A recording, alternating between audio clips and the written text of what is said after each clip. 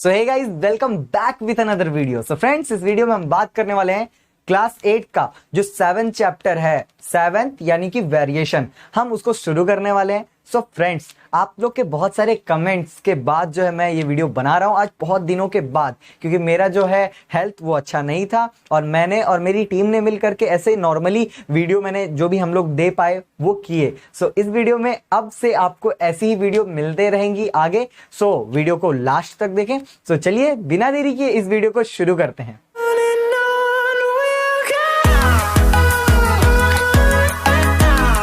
हमारे वेरिएशन में क्या है, दो टाइप के हैं, एक है डायरेक्ट वेरिएशन और दूसरा है इनवर्स वेरिएशन। डायरेक्ट वेरिएशन में आपके बुक में जैसा दिया है मैं थोड़ा सा अलग समझाऊंगा ताकि आप समझ सको, और इसीलिए तो आया हो हमारे पास। ठीक है, अब देखो डायरेक्ट वेरिएशन में आपके सामने आपके बुक में ऐसा दिया गया x is directly proportional to y। मतलब यहां पे देखो अल्फा देके रखा है, इसका मतलब क्या हो गया कि x और y जो है वो सेम प्रोपोर्शन में। सेम प्रोपोर्शन का मतलब होता है, अब यहां पे आपको एक इक्वेशन देगा। अब यहां पे जब आपको इक्वेशन देगा तो वो इक्वेशन कैसा रहेगा कि वो x upon y is equal to k बोल देगा। अब इसका क्या मतलब हो गया, या x is equal to y को उधर लेकर जाओगे तो k y मल्टीप्लाई में हो जाएगा। तो ऐसा आपको इक्वेशन दे दिया। ठीक है, अब इसका मतलब जो है बहुत सारे लोग नहीं समझ पाते हैं, आप लोग नहीं समझ पाते, तो मैं आपको समझाता हूं सिंपल वे में। देखो यहां पे मैं आपको सिंपल वे में समझाने वाला हूं। कैसे?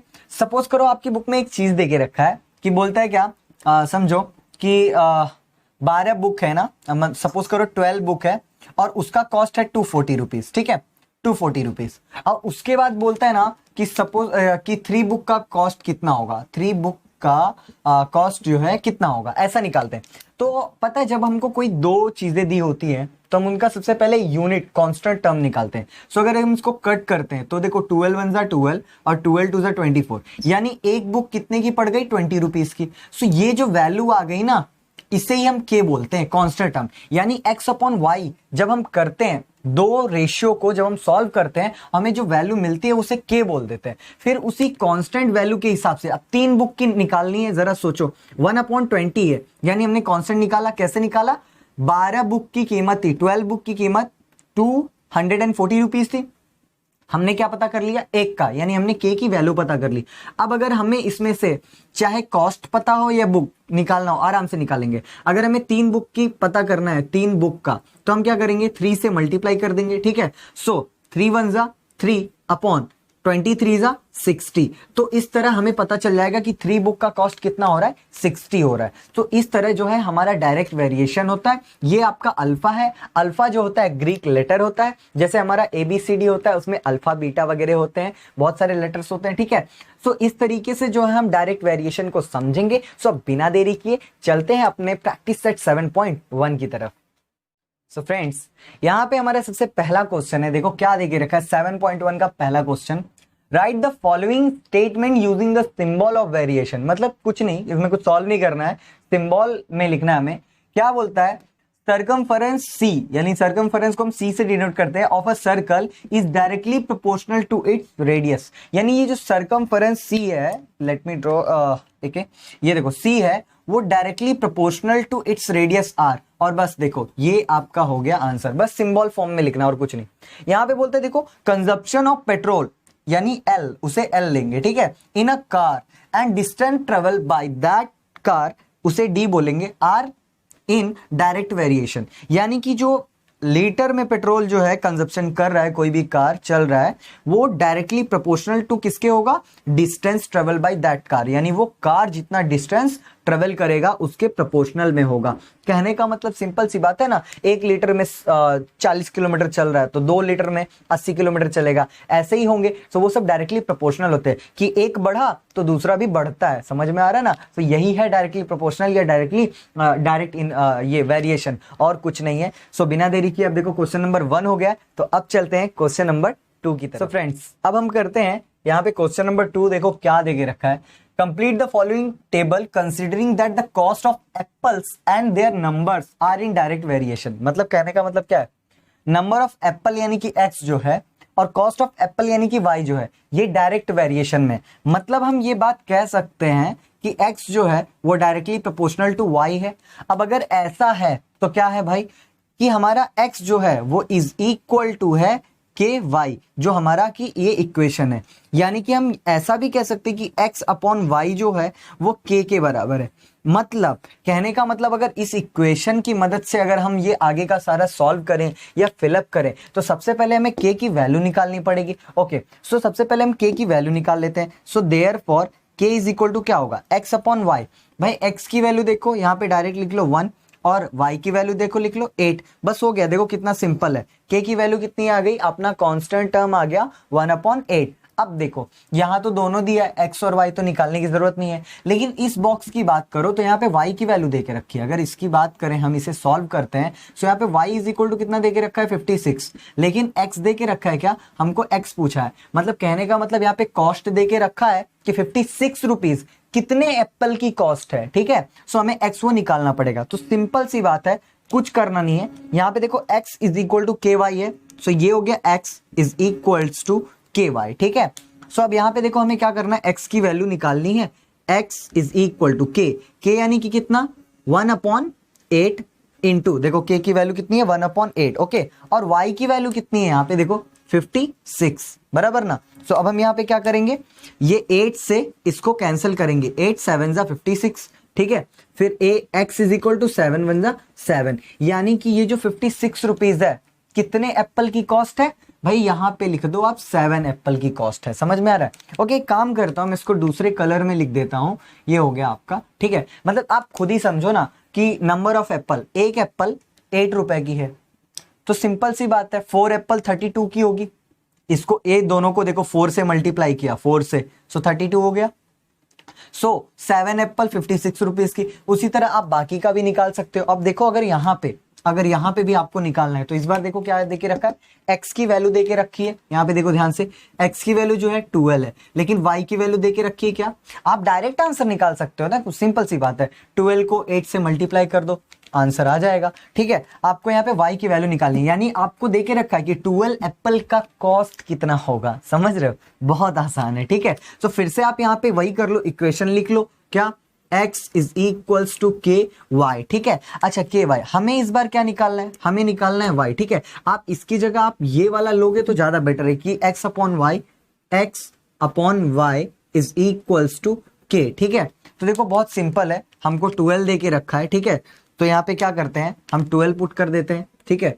12 अपॉन यहाँ पे क्या है y इज इक्वल टू के की वैल्यू कितनी है, के की वैल्यू देखो 1/8 निकली थी, बराबर। अब क्या करो, सिंपल सी बात है, क्रॉस मल्टीप्लाई करो, 12 मल्टीप्लाई बाई 8, ठीक है, इज इक्वल टू y 1 जा y, ठीक है। 12 8 जा कितना होता है 96, ठीक है। सो ये y की वैल्यू कितनी आ गई 96, ठीक है।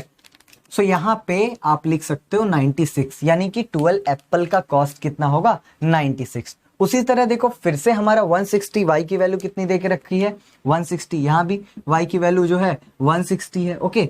और हमें क्या पता करना है, हमें x की वैल्यू पता करनी है। तो देखो फिर से हमें y की वैल्यू निकालनी है। यहाँ पे सेम आप यही ले सकते हो आप कि x upon Y is equals to K, आपने ले लिया, ठीक है। सो अभी देखो क्या करोगे, x की वैल्यू जो है हमें निकालनी है, ठीक है। सो क्या करते हैं, x की वैल्यू निकालनी है तो ऐसे ही छोड़ देते हैं x की वैल्यू, और y की वैल्यू देखो कितना है 160 इज इक्वल टू k की वैल्यू देखो कितनी है भाई, k की वैल्यू 1/8, सो 1/8। अभी देखो कितना सिंपल है, आप थोड़ा सा मैंने अलग कर दिया, अगर इक्वेशन लेके करता तो भी आता, कोई बात नहीं।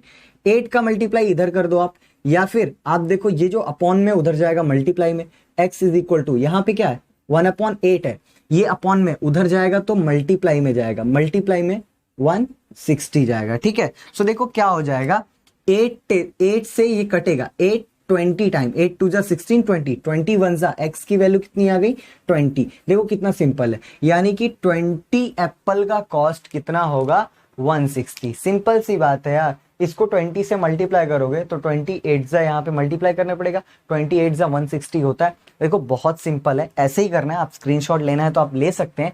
अब बढ़ते हैं अपने नेक्स्ट क्वेश्चन की तरफ। सो फ्रेंड्स अब करते हैं क्वेश्चन नंबर 3। देखो क्वेश्चन नंबर 3 कैसा है, if m is directly proportional या directly variation to n and when m is equal to 154 and n is equal to 7, find the value of m when n is equal to 14। कहने का मतलब क्या है कि यहाँ पे m और n की वैल्यू दी है और बोल रहा है कि m और n जो है वो डायरेक्टली प्रोपोर्शनल है, यानी डायरेक्ट वेरिएशन में। इसका मतलब अगर m जो है वो डायरेक्ट वेरिएशन n है, इसका मतलब हो गया कि m is equal to K N, ऐसा हमारा ये इक्वेशन बन सकता है। ओके, इसका मतलब ये होता है कि हमारा जो कांस्टेंट टर्म है वो क्या है, किसके बराबर है, m अपॉन n।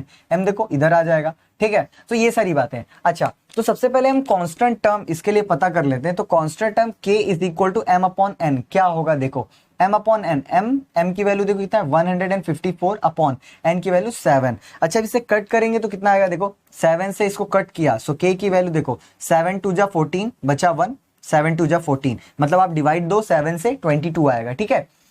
उसके बाद अब क्या बोलता है कि हमको तो k की वैल्यू पता चल गई, लेकिन उसको क्या बोलता है, find the value of m। मतलब ये जो दिया था इससे हमें कांस्टेंट टर्म निकालना था, लेकिन उसने क्या बोला, find the value of m when n is equal, यानी हमको m की वैल्यू पता करना है जब n की वैल्यू हो 14। मतलब यहां तो हमारे पास वैल्यू थी कि n की वैल्यू 7, सो यहाँ पे ये 154 बराबर ना। ऐसे देखा जाए तो आप मतलब बिना सॉल्व किए भी निकाल सकते हो। बताओ कैसे, देखो जब n 7 है तो ये 154 है, n 14 यानी डबल हो रहा है तो इसको भी डबल कर दो क्योंकि डायरेक्ट वेरिएशन है ना। सो 154 का डबल कितना होगा, 308 हो जाएगा, बात खत्म। लेकिन नहीं, हम यहाँ पे क्या पढ़ रहे हैं, जो चैप्टर पढ़ रहे हैं तो उसके हिसाब से करेंगे, वरना मैथ में तो पता ही है आपको उल्टा सीधा पता नहीं क्या क्या हो सकता है, ठीक है। तो यहाँ पे देखो क्या हो जाएगा, m इज इक्वल्स टू, मैं ये वाला फॉर्मूला लगा देता हूं, इक्वेशन के n, ठीक है, ये हमारा इक्वेशन है। सो हम यहाँ पे बोलेंगे therefore m is equal to k की वैल्यू जो है 22 इंटू n की वैल्यू जो है 14, ठीक है, n की वैल्यू 14 है, ठीक है। So therefore m is equal to, देखो 14 2 जा 28, 2 कैरी हो जाएगा यहाँ पे, 14 2 जा 28 और 2 जो है 30 हो जाएगा। बोला था ना आपको 308 ही आएगा, अगर गलत कहूं तो, ठीक है। सो यहाँ पे आप इसे स्क्रीनशॉट ले सकते हैं। अब बढ़ते हैं अपने नेक्स्ट क्वेश्चन की तरफ। ओके फ्रेंड्स, अब करते हैं हम अपना क्वेश्चन नंबर 4। देखो क्वेश्चन नंबर 4 में क्या देके रखा है, if n varies directly as m, यानी m और n जो है वो डायरेक्ट वेरिएशन में है, मतलब directly proportional to each other है, कंप्लीट द फॉलोइंग टेबल। तो देखो बहुत आसान है, अगर यहाँ पे m जो है वो डायरेक्टली प्रोपोर्शनल टू n है, therefore m is equals to K N, ये इसका इक्वेशन बन जाएगा, इक्वेशन ऑफ वेरिएशन। और इसका कांस्टेंट टर्म आपको पता है m अपॉन n ऐसा निकलता है, ठीक है। तो सबसे पहले क्या करते हैं, इसका कांस्टेंट टर्म निकाल लेते हैं, उसके बाद सारी वैल्यू जो है अपने हिसाब से निकाल के रखेंगे, ठीक है। सो यहाँ पे देखो इसका कांस्टेंट टर्म क्या होगा, m अपॉन n, m देखो कितना है, m है 3 और अपॉन n जो है वो कितना है 12। सो 3 1 जा 3 और अपॉन 3 4 जा 12, यानी कि k की वैल्यू कितनी आ गई, 1 अपॉन 4 आ गई, ठीक है। देखो ध्यान से, सो अब हमारे पास k निकल गया, ठीक है। अब यहाँ पे ध्यान से देखो, इसकी अगर बात करें तो यहाँ पे m की वैल्यू जो है 6.5 दे के रखा है, पर n की वैल्यू हमसे पूछा है, ठीक है। सो हम क्या करेंगे, यहाँ पे n की वैल्यू निकालनी है। देखो n की वैल्यू आप कैसे निकाल सकते हो, आप यहां से निकाल सकते हो इसकी मदद से या इसकी मदद से। देखो ये क्या, ये आपका अपॉन में है, ठीक है। यहाँ पे m की वैल्यू निकलेगी, n की वैल्यू नहीं निकलने वाली, या फिर, ठीक है। सो आप यहाँ या फिर यही कर दो, इक्वेशन ही लगा लो, m is equals to K N, आपने लगा दिया इक्वेशन, ठीक है। चलो अब इससे भी कैसे आप निकालोगे मैं आपको बताता हूँ। ये देखो ये कितना है 6.5 इज इक्वल टू k की वैल्यू कितनी है 1 अपॉन 4 मल्टीप्लाई n, बराबर ना, n की वैल्यू हमें निकालनी है। अब देखो ये अपॉन में इधर आएगा मल्टीप्लाई, तो 6.5 multiply by 4 is equal to n 1 जा n, ठीक है। यहाँ पे अब देखो इसको जब आप मल्टीप्लाई करोगे तो कितना आएगा 5, देखो 4 5 जा 20 के 0, 2 कैरी, 4 6 जा 24 और 2 26 हो जाएगा, पर एक के बाद पॉइंट है, आपने लगा दिया n की वैल्यू। सो देयरफॉर हम कह सकते हैं कि n की वैल्यू जो है 26 आएगा। क्यों, क्योंकि पॉइंट के बाद जो 0 है तो वो 0 है ना समझ रहे हो। ओके, सो अब यहाँ पे आपको क्या है, निकल गया आपको ये 26, तो यहाँ पे आप यहाँ पे पुट कर सकते हो 26, ठीक है। अब देखो क्या करना है हमें, अब यहाँ पे n की वैल्यू दे के रखी है, ये देखो यहाँ पे जो है n की वैल्यू दे के रखा है 28 और m की वैल्यू जो है निकालने के लिए बोला है, समझ रहे हो आप। ओके, सो m की वैल्यू निकालना है तो सिंपल सी बात है, m is equal to K N, अब लगा दो, m इक्वल टू में आप निकल जाएगा, ठीक है। ये आपका इक्वेशन है, ठीक है, आप ऐसा बोल सकते हो वी नो दैट वगैरह, ठीक है। सो यहाँ पे m is equal to K N, k की वैल्यू 1 अपॉन 4 इंटू n की वैल्यू देखो 28 ऑलरेडी दे के रखी है, ठीक है। सो आपको लग रहा है कट रहा है 4 से 7 टाइम में, ठीक है। तो 7 1 जा m इज इक्वल टू कितना हो जाएगा 7। सो देखो कितना सिंपल है, m इज इक्वल टू 7 आ गया, बहुत सिंपल है, बहुत आसान है, ठीक है। उसके बाद देखो यहाँ भी वही बात हो गई, यहाँ पे देखो m की वैल्यू कितना देके रखा है 1.25, ठीक है। n की वैल्यू आपको पूछा है, ठीक है, तो कैसे आप निकालोगे, n की वैल्यू आपको निकालनी है। तो सिंपल सी बात है, आप क्या करने वाले हो, बहुत आसान है। आप m is equals to K N आपने ले लिया, मान लो ये आपका इक्वेशन। सो m की वैल्यू देखो कितना है 1.25, ठीक है 25 इज इक्वल टू k की वैल्यू 1/4 इंटू n की वैल्यू n। सो हमें n की वैल्यू ही तो निकालनी। ओके अब देखो ये 4 अपॉन में है, सो ये 1.25 multiply by 4 is equal to n one जा, तो ये n हो जाएगा, ठीक है। अब जब आप इसे मल्टीप्लाई करेंगे तो देखो क्या होगा, 4 5 जा 20 के 0, सो यहाँ पे 2 कैरी हो जाएगा साइड में, और 4 2 जा 8, 8 और 2 10 के 0, फिर से आपका 1 कैरी हो जाएगा, ठीक है। और जब 4 1 जा 4 1 5, ठीक है, बट 2 के बाद पॉइंट लगाया तो पॉइंट लगा दिया is equal to n। So therefore क्या हो जाएगा, n की वैल्यू जो है 5 आ गया, क्योंकि मैंने फिर से वही बात बोलूंगा कि पॉइंट के बाद कितनी भी जीरो हो डजेंट मैटर। ओके सो यहाँ पे n की वैल्यू कितनी आ गई आपकी, यहाँ पे देखो सॉरी 5 आ गया, ठीक है। सो इस तरह देखो करना था, आप स्क्रीनशॉट ले सकते हो। और अब बढ़ते अपने नेक्स्ट क्वेश्चन की तरफ। ओके फ्रेंड्स, अब करते हैं क्वेश्चन नंबर 5। देखो क्वेश्चन नंबर 5 कैसा है, y varies directly as square root of x। समझो जरा, y जो है वो डायरेक्टली प्रोपोर्शनल टू है लेकिन स्क्वायर रूट ऑफ x, ठीक है। When x is equal to 16, y is equal to 24, तो हमें क्या पता करना है, find the constant of variation and equation of variation. यानी हमें k पता करना है और इक्वेशन भी पता करना है। सो देखो क्या यहाँ पे बोल रहा है कि y जो है वो डायरेक्टली प्रोपोर्शनल टू, यानी direct variation square root of x, यानी स्क्वायर रूट ऑफ x, ठीक है। सो ये ऐसा बोल रहा है, ठीक है। सो देयरफॉर हमारा y इज इक्वल टू हम यहाँ पे कह सकते हैं k रूट x, यहाँ पे k लग जाएगा, ठीक है। सो ये हमारा क्या हो गया, ये हमारा इक्वेशन हो गया, ठीक है। अब क्या बोलता है कि व्हेन, अब यहाँ पे इसने एक चीज बोली है क्या, कि जब भी x इज इक्वल टू 16 होगा, y इज इक्वल टू 24 होगा, ठीक है। सो हम पुट करते हैं यहाँ पे, ठीक है। k की वैल्यू अगर आप निकालोगे, ठीक है, तो क्या होगा देखो, y अपॉन में यहाँ पे ये मल्टीप्लाई में डिवाइड में root x is equal to k आ जाएगा। सो k की वैल्यू ये हो जाएगी, ठीक है। सो कैसे निकालेंगे, देखो y की वैल्यू कितना है, y की वैल्यू जो है 24 है अपॉन में, अब रूट में देखो, रूट में x है, x यानी कि 16 is equal to k।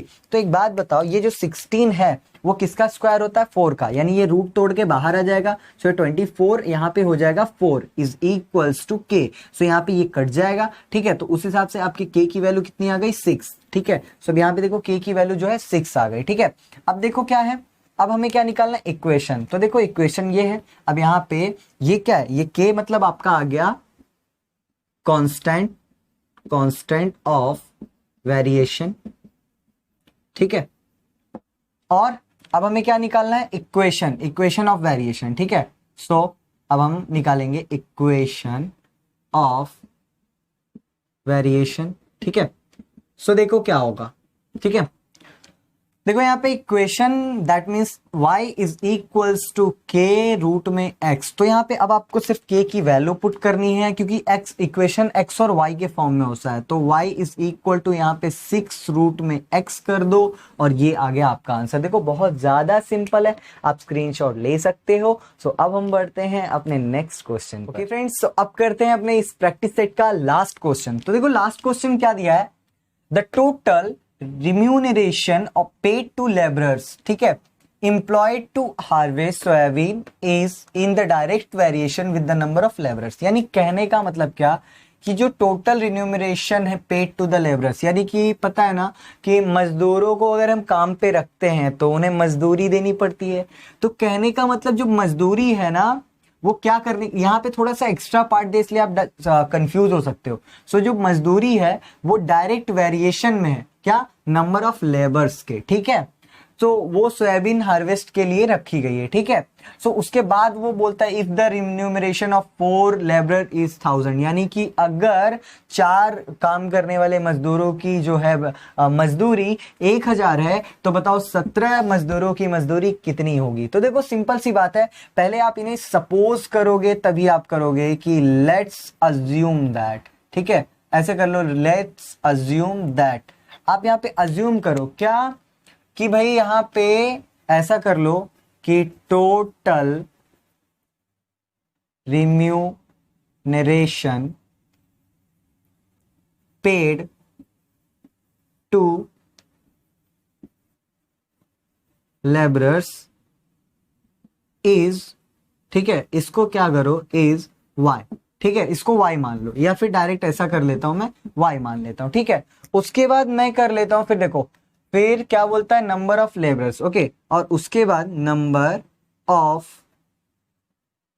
Labourers, उसे हम क्या मान लेंगे, x मान लेंगे। तो यहाँ पे क्या बोला था कि ये जो लेबरर्स को रिम्यूनरेशन जो है पेड किया गया है वो क्या है, डायरेक्ट वेरिएशन में। इसका मतलब हम कह सकते हैं जो हमारा कंडीशन है, देयरफॉर हमारा ये जो y है वो डायरेक्ट वेरिएशन में है x के। ठीक है, सो इसका मतलब ये हो गया कि y इज इक्वल्स टू के एक्स हो गया, ये हमारा हो गया इक्वेशन हो गया। ठीक है, अच्छा अब क्या बोलता है, बोलता है क्या कि if remuneration of 4 labour is 1000, यानी कि क्या 4 लेबर के 1000, यानी कि समझ रहे हो यहाँ पे क्या बोलता है कि इफ, यहाँ पे देखो आपका क्वेश्चन कैसा बोल रहा है कि इफ जो है, इफ यहाँ पे x की वैल्यू कितनी है, 4 लोगों का y यानी कि मजदूरी कितना हुआ, 1000 हो गया। ठीक है, सो उसके बाद में आपको बोलता है देन जो है अगर x इज इक्वल टू 17 होगा सो y इज इक्वल टू क्या होगा, समझे।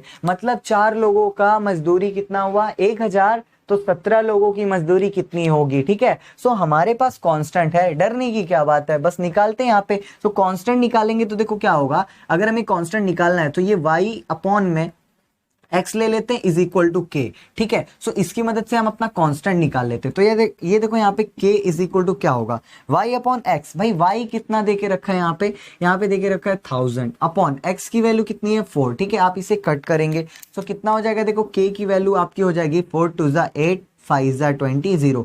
सो यहाँ पे देखो क्या हो गया 250 हो गया। ठीक है, अब देखो हमें क्या निकालना है, हमें निकालना है यहाँ पे कि y की वैल्यू निकालनी है जब x की वैल्यू 17, मतलब हमने कांस्टेंट टर्म निकाल लिया। कांस्टेंट टर्म का मतलब क्या हो गया कि एक मजदूर की मजदूरी कितनी निकल गई 250। ठीक है, तो 17 करते हैं। ठीक है, तो यहाँ पे देखो y कुछ नहीं करना, y इज इक्वल टू के एक्स, ऐसा करके आप लगा दो। ठीक है, तो यहाँ पे देखो y हमें निकालना है, कांस्टेंट टर्म कितना है 250 मल्टीप्लाई x जो है कितने लोग 17। तो देखो वही बात हो गई ना कि अगर एक लोग की कीमत कितनी है 250, तो 17 लोगों से तो मल्टीप्लाई कर दो। सो डायरेक्ट वेरिएशन बस यहाँ हम लोग कुछ मेथड से पढ़ रहे हैं इसलिए मैं थोड़ा सा अलग लग रहा है कुछ नहीं, बहुत सिंपल, जैसा हम रेगुलरली जानते हैं वही सब है। ठीक है, तो यहाँ पे देखो क्या है, y इज इक्वल टू क्या हो जाएगा, देखो 17 0 0 17 5 85। ठीक है, सो यहाँ पे 5 और यहाँ पे क्या हो जाएगा 8 कैरी हो जाएगा, 17 2 जा 34 हो जाएगा, 34 और 8 कितना हो जाएगा 42 हो जाएगा। ठीक है,